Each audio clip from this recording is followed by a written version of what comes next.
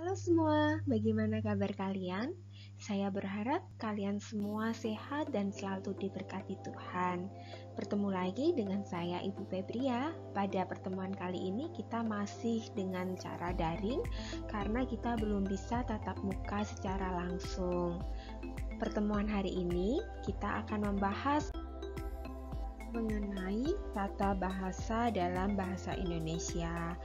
Topik kita atau fokus kita kali ini adalah kita akan membahas mengenai ejaan, tanda baca, dan kalimat. Nah, kita akan membahas mengenai ejaan, berawal dari pengertiannya dahulu.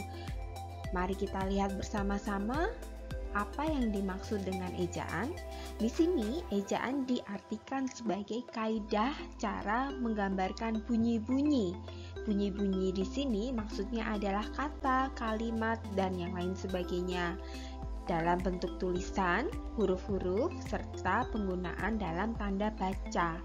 Lalu, pengertian yang lainnya, ejaan adalah pelambangan bunyi bahasa, penggabungan dan pemisahan kata, penempatan tanda baca dalam tataran satuan bahasa.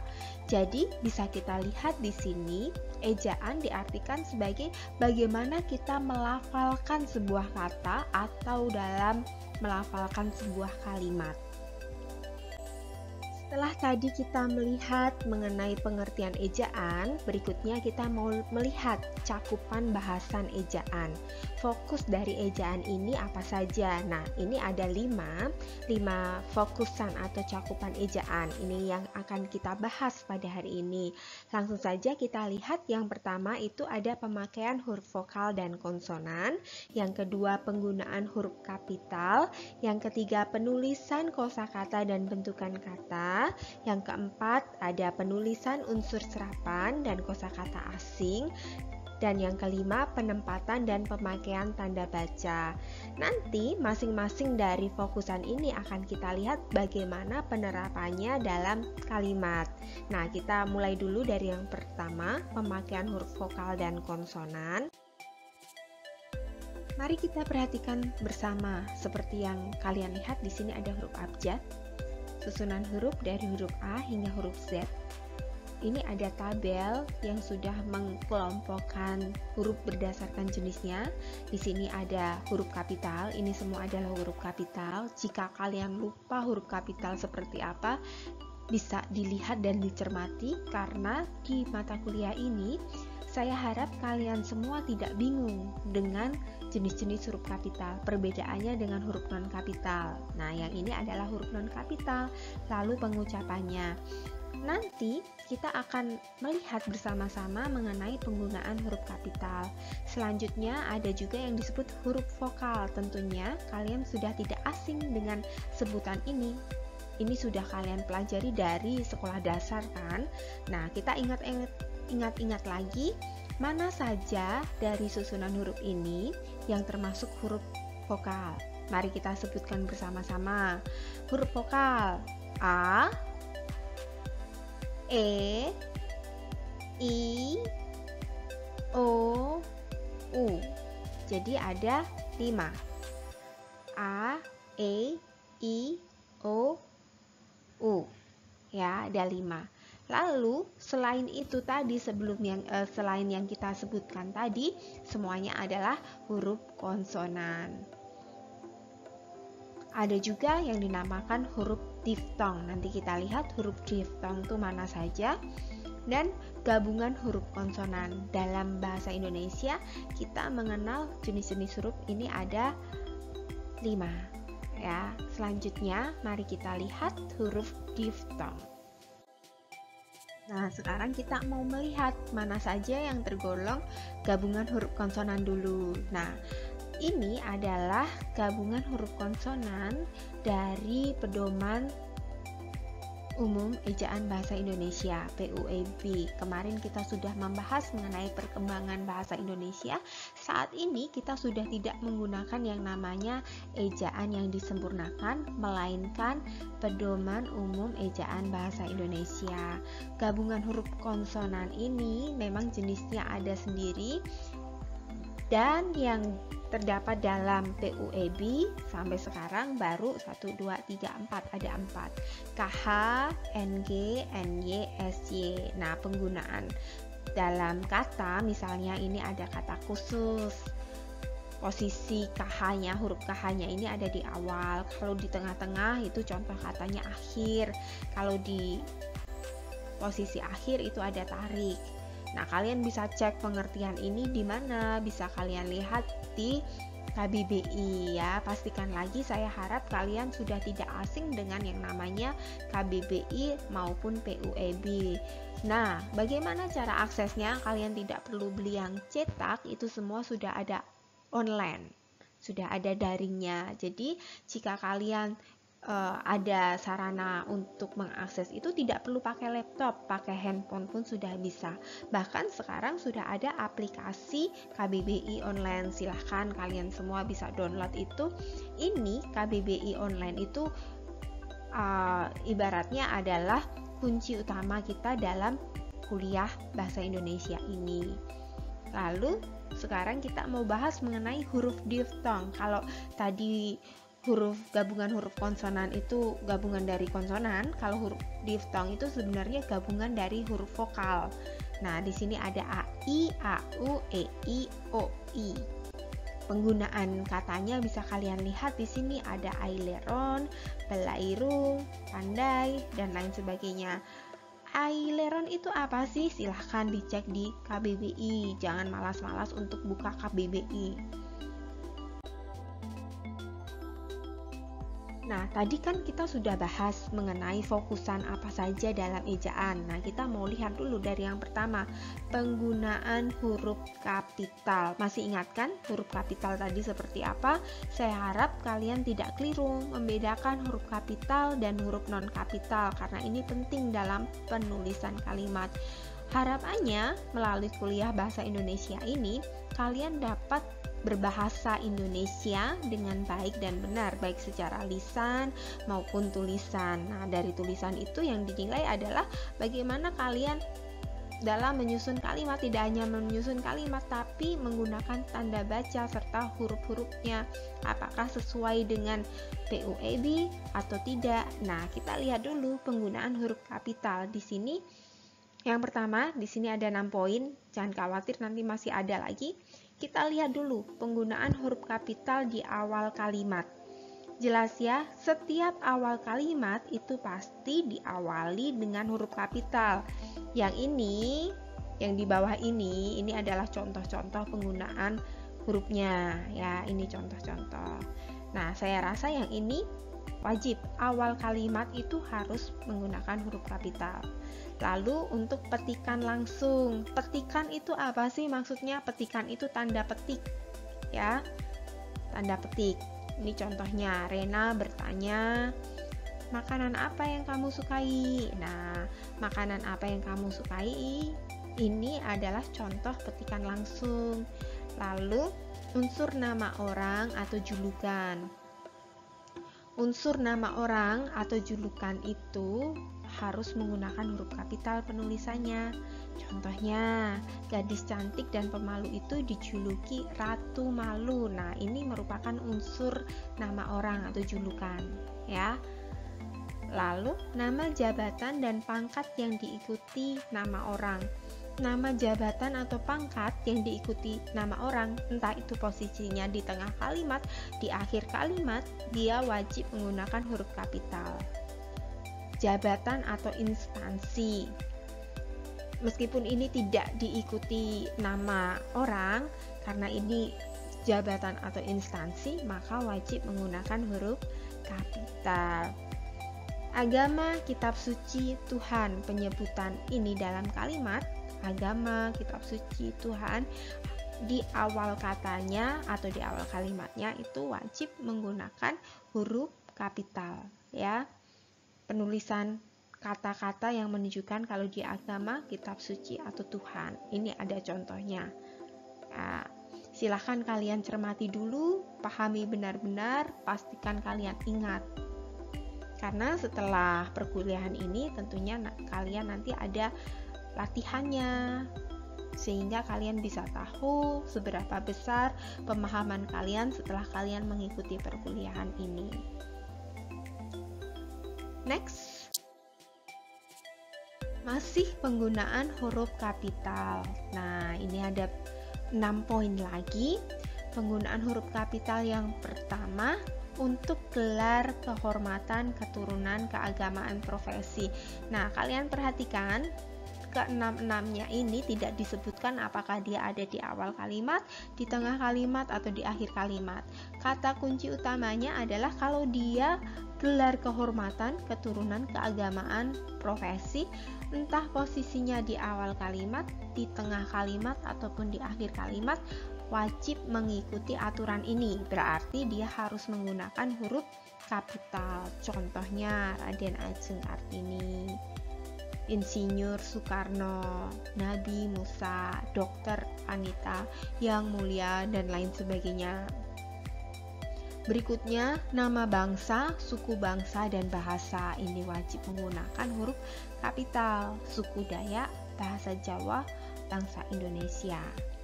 Lalu ada nama tahun, bulan, hari raya, itu wajib menggunakan huruf kapital. Tahun baru Masehi, hari Rabu, Idul Fitri, Natal, bulan Juli, dan lain sebagainya. Lalu ada nama peristiwa sejarah, ya.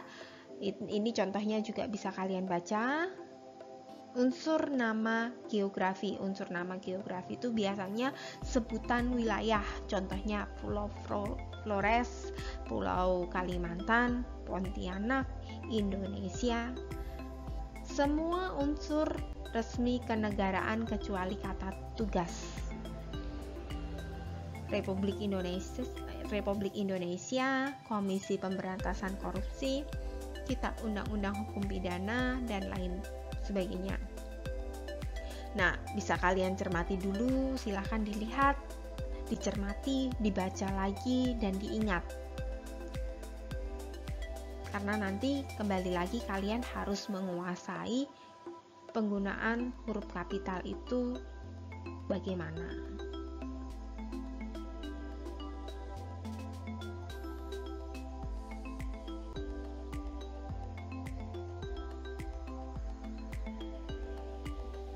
Nah, tapi kalian perlu ingat satu hal, ya.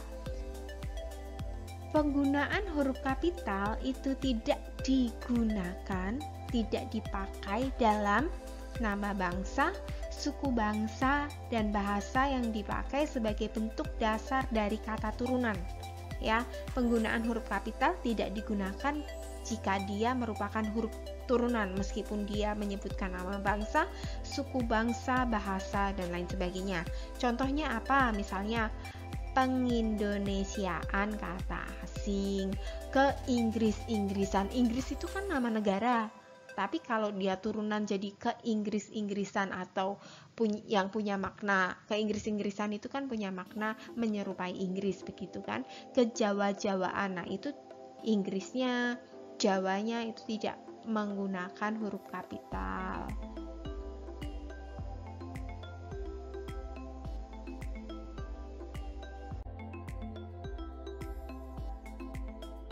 Masih dengan huruf kapital, ya, banyak sekali penggunaan huruf kapital dalam kalimat. Jadi kalian perlu ingat, yang paling mudah kan pasti di awal kalimat. Nah, selanjutnya ini ada judul buku, majalah, surat kabar, atau makalah. Judul, nanti kalau kalian membuat judul, pastikan menggunakan huruf kapital dengan baik dan benar, ya. Pastikan menggunakan huruf kapital dengan baik dan benar. Ini ada contohnya. Lalu penunjuk hubungan kekerabatan, penyapaan, atau pengacuan. Nah, penunjuk hubungan kekerabatan, penyapaan, atau pengacuan, kalian bisa mengingatnya di sini nih. Penyapaan, saya setuju jika saudara tinggal di sini malam ini. Kapan ibu pulang dari Bandung? Paman dan bibi akan datang besok pagi. Nah, ini itu maksudnya adalah jenis kalimat langsung yang kalian ucapkan langsung dan yang kalian ajak bicara ada dengan kalian. begitu ya. Kalau kalian hanya ingin menunjukkan saya punya ibu saya namanya Maria misalkan. Nah, ibu di situ tidak perlu ditulis dengan huruf kapital, tapi kalau kalian mengajak bicara atau berkomunikasi dengan seseorang dan kalian misalkan panggil dia ibu, bapak atau paman, nah itu wajib kalau ditulis itu wajib menggunakan huruf kapital. Singkatan gelar pangkat sapaan ini udah jelas sekali ya. Singkatan gelar pangkat sapaan itu wajib menggunakan huruf kapital. Huruf pertama kata Anda nih, kalian harus perhatikan kata Anda itu huruf pertamanya kan A. Nah, A di sini wajib menggunakan huruf kapital. Nah, perhatikan lagi, kembali lagi yang judul ini. Kalau kalian perhatikan ya, ada ini judul, tapi kok ada huruf yang tidak menggunakan huruf kapital, padahal ini judul dari Ave Maria ke jalan lain ke Roma. Kalau kalian lihat kata ke di sini dia tidak menggunakan huruf kapital. Kenapa? Karena dia termasuk kata tugas. Nah, kata tugas itu apa saja yang perlu kalian ingat?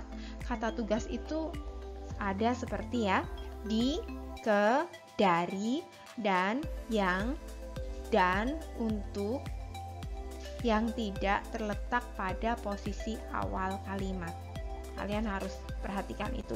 Kalau kata tugas itu terletak di tengah-tengah atau akhir kalimat, jarang ya, kata tugas itu biasanya ada di tengah-tengah kalimat, dia tidak boleh menggunakan huruf kapital di awal katanya. Tadi contoh kata tugas apa saja? Di, ke, dari, dan, yang, dan, untuk ya. Di, ke, dari, dan, yang, untuk. Nah, itu perlu diingat.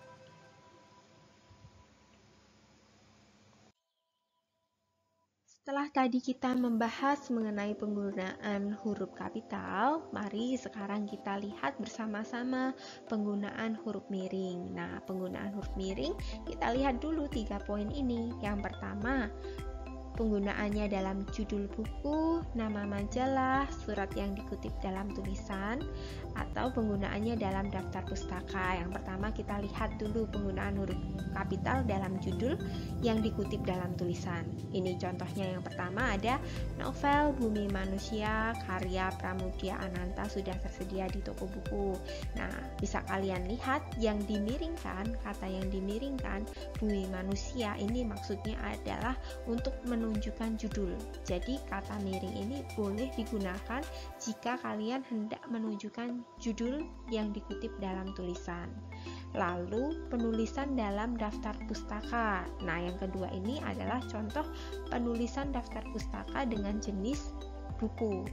Nanti tentunya penggunaan atau penulisan daftar pustaka dalam bentuknya itu jurnal beda lagi penggunaan huruf miringnya. Nah, ini yang saya contohkan adalah jenisnya buku. Kalau kalian lihat yang dimiringkan ini adalah pengantar bahasa Indonesia di perguruan tinggi. Nah, ini kalau kita menulisnya dengan laptop atau dengan sarana elektronik bisa saja, mudah saja tinggal dimiringkan. Tapi kalau ditulis tangan harus bagaimana? Kalau ditulis tangan kalian bisa menandainya dengan digaris bawahi, nggak apa-apa, itu tidak masalah. Lalu yang kedua, menegaskan atau mengkhususkan huruf, bagian kata, kelompok kata. Nah, di sini huruf miring itu boleh digunakan untuk menunjukkan kata yang kalian khususkan, tidak hanya kata, huruf pun boleh. Ini contohnya, buatlah kalimat dengan mengandung majas hiperbola. Nah, hiperbola ini maksudnya mungkin kalian ingin mengkhususkan kata ini, boleh. Lalu huruf pertama pada kata kakak adalah K. Nah, ini kan ingin menunjukkan atau mengkhususkan huruf ya. Dia ingin mengkhususkan huruf K di huruf pertama di sini. Nah, boleh. Ini tergantung kalimatnya. Tentunya penggunaan huruf kapital di sini ini hanya sebagai penegas atau menegaskan sesuatu yang ingin kalian tunjukkan, begitu supaya pembaca ini memahami, oh huruf pertama dalam kata kakak adalah K. Ini contohnya ya. Lalu menuliskan kata atau ungkapan selain bahasa Indonesia, kata serapan dalam bahasa Indonesia, kata asing dalam kata asing itu dituliskan dengan huruf miring. Ini contohnya. Ada pepatah ajining diri kumantung ana inglati. Wah, ini kalau kalian membaca ini pasti kalian ingatkan sekarang lagi booming sekali ada lagu ya yang di lagu itu ada kata-kata seperti ini, ajining diri gumantung anak ingati. Lalu nama ilmiah buah manggis ialah Garcinia mangustana. Nah, seluruh peserta memilih opsi A dan lain sebagainya. Nah, di sini ini adalah kata serapan atau kata asing ya. Semua kata asing yang tidak termasuk dalam bahasa Indonesia tulislah dengan huruf miring. Bagaimana saya tahu kalau itu bukan termasuk bahasa Indonesia? Kalian kembali lagi harus cek itu di KBBI. Silahkan mulai di download, ataupun kalau tidak mau download silahkan diakses secara online. Keuntungannya kalau kalian download KBBI itu kalian bisa aksesnya secara offline, jadi tidak perlu ada jaringan begitu. Sekarang kita bahas mengenai penggunaan huruf tebal. Menegaskan judul buku, bab, subbab, daftar isi, daftar tabel, daftar pustaka, lampiran. Nah, huruf tebal itu biasanya dipakai untuk menegaskan sesuatu. Contohnya ini menegaskan judul buku, bab, subbab, daftar isi, daftar tabel, daftar pustaka, dan lampiran. Menegaskan bagian tulisan yang sudah dicetak miring, ditegaskan lagi karena pasti ingin menunjukkan sesuatu di situ ya. Yang pertama, contoh kalau dipakai dalam penegasan judul buku, bab, subbab itu jelas sekali karena ini ingin menandai atau menunjukkan perbedaan dari subbab dari judul dengan isi begitu.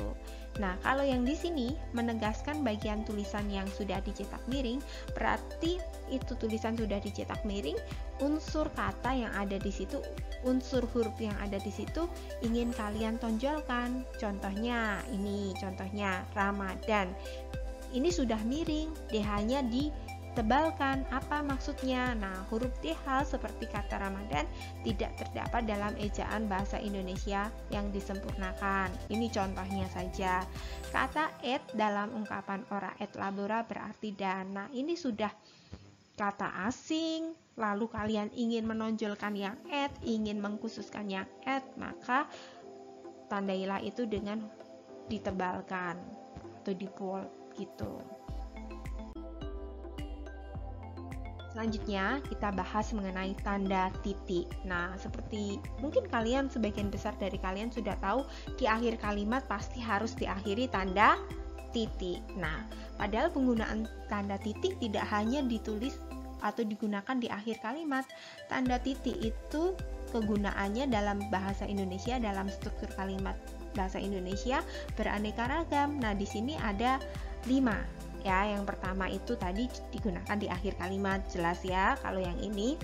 Lalu digunakan untuk angka, huruf, bagan, atau daftar. Nah, ini contohnya. Tanda titik setelah angka atau huruf dalam bagan, ikhtisar, atau daftar. Nih contohnya. Ini mewakili tanda 1. Ini biasanya kan di subbab gitu kan. Nanti kalau kalian menulis makalah kalian akan semakin paham ini. Tanda 1 di sini ini harus diakhiri dengan titik gitu. Nah, ini contohnya. Tidak hanya tanda 1, ini kan dengan huruf Romawi. Huruf pun yang digunakan sebagai numbering, dia juga wajib ada tanda titiknya di belakang. Ini ada lagi 1.1, tapi di akhir 1.1 tidak perlu diberi titik, kan sudah di sini.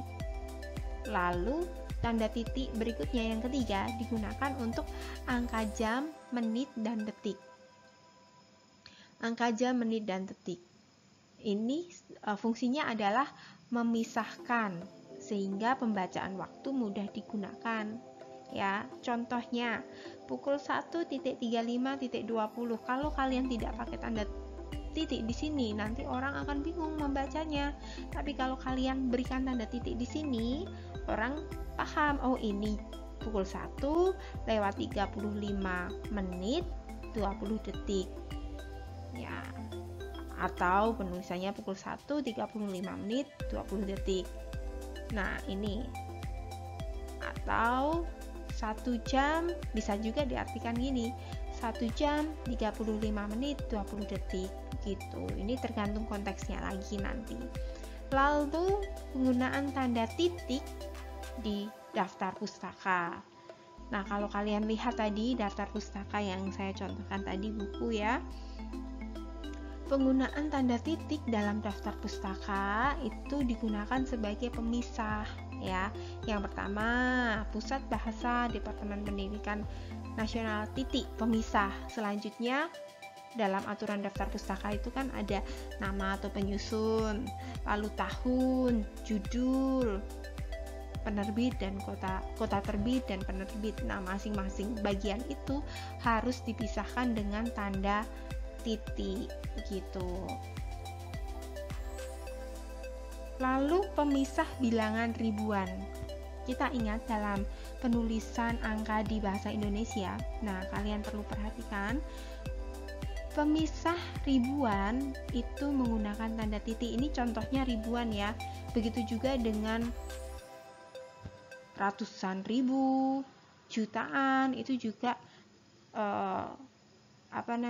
menggunakan tanda titik untuk memisahkan bilangan ribuan atau kelipatannya yang menunjukkan jumlah.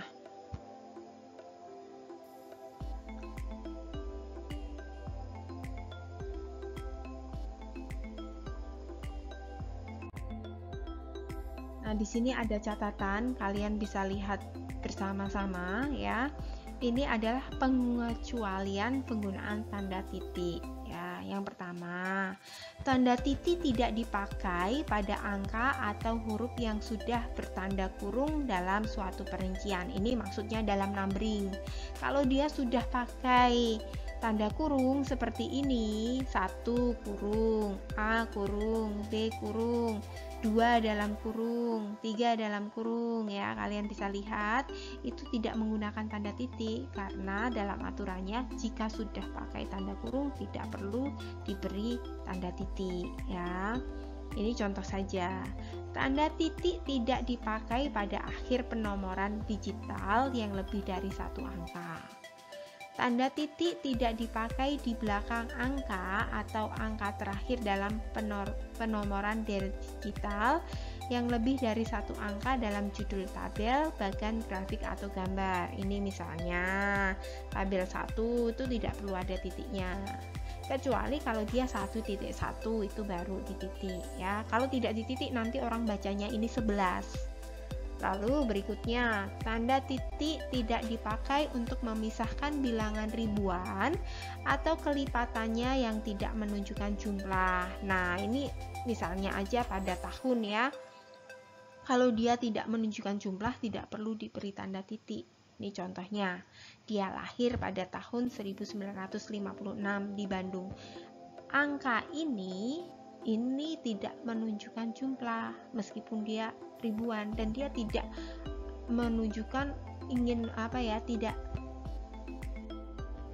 menunjukkan kelipatan juga, jadi ini tidak perlu dititik. Lalu untuk menunjukkan ini meskipun angka tapi tidak ada titiknya kecuali di akhir kalimat kan, ini adalah angka yang tidak menunjukkan kelipatan atau menunjukkan bilangan ribuan ya. Dia tidak ingin menjadikan angka ini sebagai bilangan ribuan karena ini memang bukan bilangan ribuan, ini menunjukkan suatu nomor ya, ini nomor maksudnya. Jadi dia tidak perlu ada tanda titik. Kembali lagi, dia bukan menunjukkan jumlah dan kelipatan. Tanda titik tidak dipakai pada akhir judul yang merupakan kepala karangan, ilustrasi atau tabel. Ini contohnya bisa kalian lihat. Tanda titik tidak dipakai di belakang alamat penerima dan pengirim surat serta tanggal surat. Hati-hati ya, tanda titik tidak digunakan untuk penulisan di belakang alamat dalam surat dan tanggal surat. Setelah tadi kita belajar bersama mengenai penggunaan tanda titik, sekarang kita lanjutkan dengan penggunaan tanda koma. Sebelumnya saya ingin bertanya dulu dengan kalian, adakah dari kalian yang belum tahu wujud dari tanda titik itu bagaimana? Jika belum tahu, kalian bisa lihat tanda titik itu tanda koma itu dia menyerupai tanda titik, hanya saja dia ada sedikit garis kecilnya di bawah, begitu ya. Nah, lalu penggunaannya dalam kalimat bagaimana? Mari kita lihat satu persatu. Tanda koma dipakai di antara unsur-unsur dalam suatu pemerincian atau pembilangan. Maksudnya bagaimana? Dia itu dipakai bukan untuk mengakhiri kalimat. Tanda koma dipakai bukan untuk mengakhiri kalimat, tetapi dia hanya sebagai pemisah, ya. Jika dalam kalimat itu ada berbagai hal yang ingin disebutkan, tapi masih punya makna yang sama atau maknanya tidak berlawanan, begitu. Contohnya, telepon seluler, komputer, atau internet bukan barang asing lagi. Ini yang pertama, ini menunjukkan pemerincian, begitu. Selanjutnya, tanda koma dipakai sebagai kata penghubung dalam kalimat majemuk. Nah, kita tentu tidak asing dengan kalimat majemuk. Kalau kalian lupa, silahkan kalian ingat-ingat lagi apa itu kalimat majemuk. Kalimat majemuk tentu banyak jenisnya. Yang kita lihat sekarang adalah majemuk setara. Kalimat majemuk itu sebenarnya dia terdiri dari dua kalimat yang digabungkan menjadi satu dengan satu kata penghubung. Contohnya di sini kata penghubungnya adalah tetapi, ini sudah dimiringkan. Nah, kata miring di sini, huruf miring di sini, ini ingin menunjukkan kalau ini adalah kata penghubungnya. Nah, sebelum kata penghubung, karena tadi kan asalnya dua kalimat, dia dipisahkan bukan dengan tanda titik, tapi dengan tanda koma, karena dia masih memiliki satu makna yang sama, kecuali kalau dia sudah berbeda maknanya, maka itu sudah menjadi dua kalimat yang berbeda. Tetapi kalau kalimat itu bisa disatukan dan memiliki makna yang sama, pisahkanlah dengan tanda koma antara kalimat satu dengan kalimat yang berikutnya. Tapi kembali lagi, ingat, ini menjadi satu kalimat yang utuh, ya. Lalu pemisah anak kalimat yang mendahului induk kalimatnya. Contohnya, karena baik hati dia mempunyai banyak teman. Anak kalimatnya ditaruh di awal. Kalau anak kalimatnya ditaruh di akhir, maka pemisahnya itu adalah tidak lagi ada pemisah, itu sudah langsung diakhiri tanda titik. Ini tadi kan contohnya, karena baik hati dia mempunyai banyak teman. Kalau induk kalimatnya yang ditaruh di awal kalimat berarti tidak perlu menggunakan tanda koma. Contohnya, dia mempunyai banyak teman karena baik hati. Jadi dibalik begitu. Begitu juga yang bawah. Yang bawah ini anak kalimat dahulu baru induk kalimat. Ungkapan penghubung antar kalimat ini hampir sama dengan yang kalimat majemuk tadi, hanya bedanya kalau yang penghubung dalam kalimat majemuk setara tadi dia diletakkan sebelum kata penghubungnya, tapi kalau ungkapan penghubung antar kalimat, ungkapan ini kan letaknya di awal kalimat, maka tanda komanya itu bukan diletakkan sebelum kata penghubung, melainkan sesudah kata penghubung. Di sini bisa kalian lihat contohnya. Silahkan kalian pelajari dulu, silahkan dipahami dulu sebelum kita lanjut ke fokus berikutnya.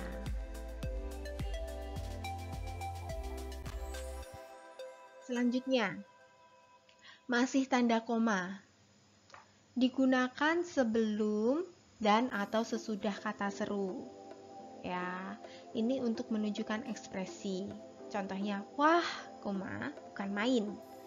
Hati-hati ya. Nah, ini kan ingin menunjukkan ekspresi. Setelah itu jangan lupa diberi tanda koma. pemisah petikan langsung dari bagian lain dalam kalimat. Contohnya kata nenek saya, kita harus berbagi dalam hidup ini. Nah, kata nenek saya ini contoh kalimat yang mau menunjukkan nenek ini berbicara apa. Nah, selanjutnya yang di dalam tanda petik ini adalah contoh kalimat langsungnya. Lalu penulisan alamat seperti yang kalian lihat di sini dipisahkan dengan tanda koma, bukan tanda titik, dan penulisan alamat tidak diakhiri dengan tanda titik. Daftar pustaka. Perhatikan penulisan daftar pustaka tadi kan tanda titik ya, tapi untuk tanda koma itu bisa digunakan jika ingin menuliskan, jika misalkan nama dari yang dituliskan dalam daftar pustaka itu ada lebih dari dua suku, lebih dari dua kata. Contohnya Gunawan, I. Ini bukan dua orang, ini masih satu orang. Kecuali kalau kalian akhiri dengan titik koma, itu baru dua orang. Tapi kalau baru tanda koma, dia baru satu orang, begitu.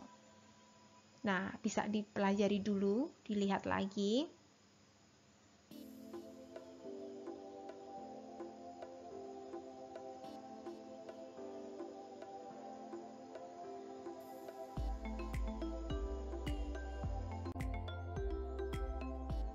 Masih dalam penggunaan tanda koma, lumayan banyak ya, seperti tanda titik tadi. Tanda koma dipakai di catatan kaki atau catatan akhir. Contohnya seperti yang bisa kalian lihat. Ini tidak dipisahkan dengan tanda titik. Berbeda kalau dia di daftar pustaka jelas tanda titik. Tapi kalau penempatannya di catatan kaki atau catatan akhir, gunakanlah tanda koma. Singkatan gelar akademis. Ini untuk memisahkan dari nama orang dan gelarnya, ya. Gelarnya, singkatan gelarnya tetap tanda titik, tapi nama orang yang diberi gelar di akhir nama orang itu harus diberi tanda koma. Angka desimal wajib menggunakan tanda koma. Keterangan aposisi. Contohnya, pejabat yang bertanggung jawab sebagaimana yang dimaksud pada ayat 3 wajib menindaklanjuti laporan dalam waktu paling lambat 7 hari. Di sini ini adalah keterangan aposisi. Jadi setiap pernyataannya diakhiri dengan tanda koma. Anak kalimat ini sudah kita bahas tadi ya. Dalam pengembangan bahasa koma, kita dapat memanfaatkan bahasa daerah.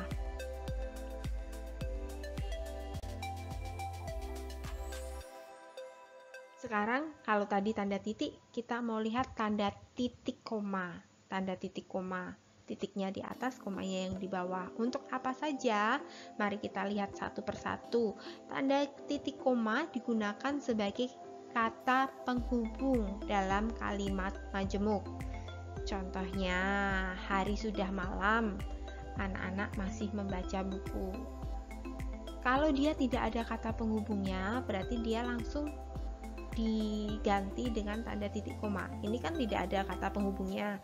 Ini sudah diwakili dengan tanda titik koma. Contoh lagi, ayah menyelesaikan pekerjaan, ibu menulis makalah, adik membaca cerita pendek. Ya, ini kan tidak ada kata penghubungnya. Tidak ada kata dan, atau, meskipun. Nah, ini cukup diwakili dengan tanda titik koma. Berikutnya ada perincian yang berupa klausa. Contohnya, syarat penerimaan pegawai di lembaga ini adalah 1. Berkewarganegaraan Indonesia. Kalau masih ada syarat berikutnya, ini berarti titik koma. 2. Berijazah sarjana S1. Kalau masih ada syarat berikutnya, berarti dia masih titik koma. Kalau sudah tidak ada, berarti ini cukup diakhiri dengan tanda titik. Gitu. Berikutnya, perincian dalam kalimat. Hampir sama ya, perincian yang berupa klausa. Kalau yang klausa tadi jelas dia ada numberingnya, tapi kalau dalam kalimat dia tidak perlu pakai numbering, tapi tetap perlu dipisahkan dengan tanda titik koma karena ingin menunjukkan suatu perincian. Pada intinya perincian yang dia maksudnya bukan menjadi satu komponen ya, dia dipisahkannya bukan lagi tanda koma tapi tanda titik koma. Lebih jelasnya kita lihat, ibu membeli buku, pensil, dan tinta. Nah, ini kan masih satu kesatuan, ini alat tulis. Nah, berikutnya baju, celana, dan kaos, ini kan satu kesatuan juga. Ini busana. Lalu ada pisang, apel, dan jeruk, ini kan buah. Nah, untuk memisahkan alat tulis, busana, pakaian, dan buah, pakailah tanda titik koma begitu, karena dia berbeda komponen ya, dia berbeda jenisnya. Kalau kalian ini alat tulis semua, cukup pisahkannya dengan tanda koma, tapi kalau berbeda halnya, pisahkanlah dengan tanda titik koma. Contoh berikutnya ini hampir sama dengan perincian berupa klausa, bisa kalian lihat ya. Kalau sudah kalau sudah selesai atau di akhir perincian itu, akhirilah dengan tanda titik. Sekarang kita bahas tanda titik 2. Tanda titik 2, penjelasan kalimat.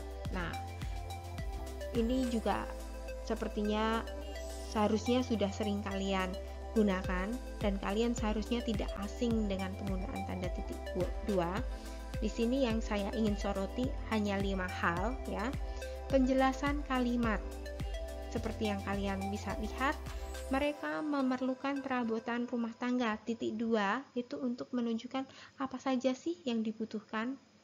Begitu. Lalu percakapan dalam naskah drama. Nah, itu wajib menggunakan tanda titik 2. Bukan pelengkap di akhir pernyataan ya, hati-hati ya. Tanda titik 2 itu tidak digunakan dalam pelengkap di akhir pernyataan, dia tidak perlu pakai tanda titik 2. Nah, lalu referensi seperti yang kalian lihat itu menggunakan tanda titik 2 atau daftar pustaka. Kembali lagi, tanda titik 2 digunakan sebagai bentuk penjelasan, memperjelas sesuatu ya. Nih contohnya nomor 1 dan nomor 5 itu hampir sama, hanya saja kalau nomor 1 itu mengenai hal atau mengenai kegiatan, tapi kalau yang nomor 5 ini ingin menunjukkan mengenai posisi atau penempatan atau kedudukan. Ya, ini tadi penggunaan tanda titik 2. Silahkan dipelajari lagi, silahkan dibaca lagi, dipahami, karena kembali lagi nanti kalian harus mempraktikkan ini dalam kalimat. Nah, itu tadi materi pertemuan hari ini, materi perkuliahan hari ini. Saya berharap kalian dapat memahami apa yang sudah disampaikan. Namun jika kalian masih bingung, masih belum paham, silahkan diputar ulang videonya, atau kalian bisa kirim pesan ke saya menanyakan apa yang menjadi kesulitan kalian. Nanti saya akan jawab, saya akan bantu. Perkuliahan hari ini kita akhiri sampai di sini. Sampai bertemu di pertemuan berikutnya. Ingat, tetap jaga jarak, tetap jaga kesehatan. Tuhan memberkati.